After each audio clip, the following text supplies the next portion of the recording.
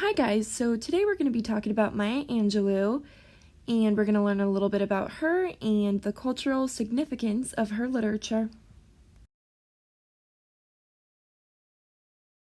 So for those of you who don't already know, Maya Angelou is not only one of my favorite poets, but she is known as one of the most influential African American writers of the 20th century. She is remembered for her literary contributions, which echoed throughout the civil rights movement. We'll learn a little more about that in a second. And throughout her career, she published 7 autobiographies, 3 books of essays, and 14 books of poetry. So she was very busy.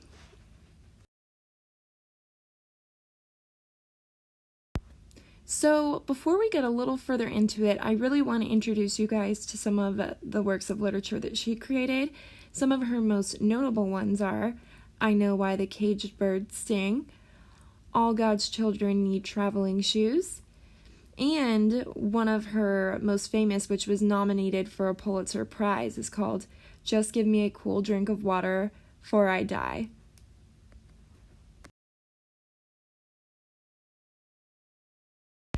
So now we're going to talk a little bit about Maya Angelou's background, which is actually really sad, but it did give a lot of inspiration and helped her create a lot of the great works that we do know today.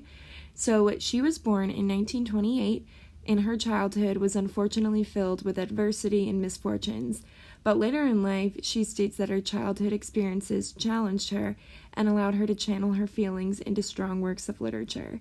So what you can gain is from her experience, a great deal of her poetry involves the topics of racism, oppression, adversity, and feminism.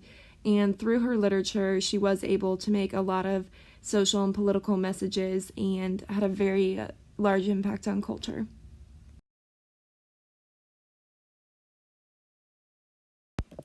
So I thought one of the best ways to learn more about Maya Angelou and understand the true impact of her literature was to read one of her poems firsthand. So on the screen, a poem should be appearing, and we're going to talk a little bit more about it. Okay guys, so in learning a little more about Maya Angelou, I wanted to introduce you to one of her most famous poems, which is called Caged Bird, and she wrote this one in 1983. So I've only attached a little excerpt here. This isn't the whole poem, but I think this is a good representation of its symbolism, so we're going to read it through together, and then we'll talk a little more about what it means. The free bird thinks of another breeze, and the trade winds soft through the sighing trees, and the fat worms waiting on a dawn-bright lawn, and he names the sky his own.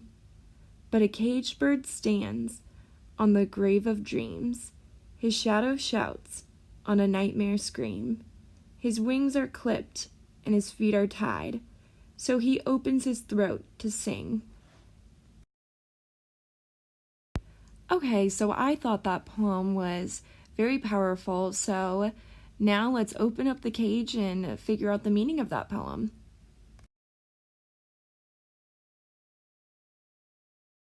Okay, so if you weren't already able to pick up the symbolism, in this poem, Angelou uses the symbolism of the caged bird in order to illustrate the oppression of African Americans at the hand of discrimination and racism. And essentially, she uses imagery of a caged bird to talk about the oppression faced by African Americans. And a lot of people consider this one of her most powerful poems because it kind of highlights the journey and oppression that a lot of African Americans of her time faced, and it did contribute a lot to the civil rights movement.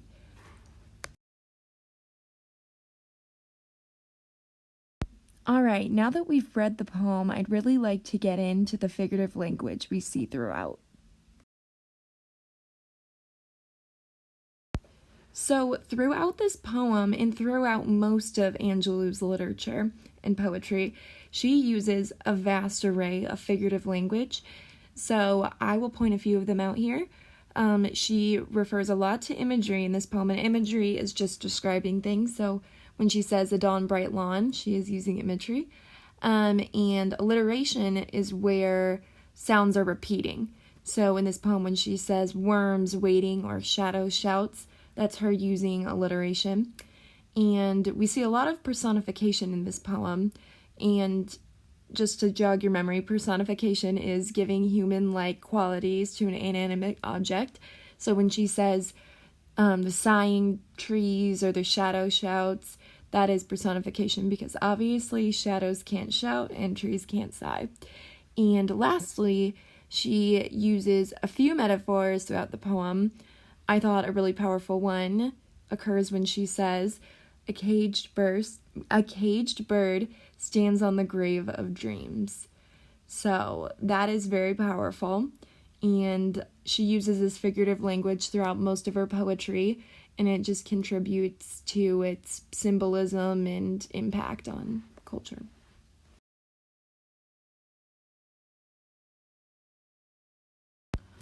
Okay, so now that you've learned more about Maya Angelou and have interacted with some of her profound works of literature, I'm sure that some of you are wondering, why do we need to know this? And that is a good question.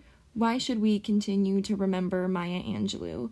And before I answer that, I'd like to introduce you to one of my favorite quotes of her, which states, I've learned that people will forget what you said. People will forget what you did, but people will never forget how you made them feel. So, Maya Angelou's contributions to not only civil rights, but women's rights gave a voice to those who were oppressed at the time, and this allowed those individuals to feel hopeful towards the future. So, in thinking of her contributions to society and thinking about that quote, I'll leave you with this. While Angelou's words may soon be forgotten, the way her literature made people feel will forever live on in the hearts of many. So thank you so much for listening to me today, and I hope you learned a little more about one of the greatest writers of the 20th century.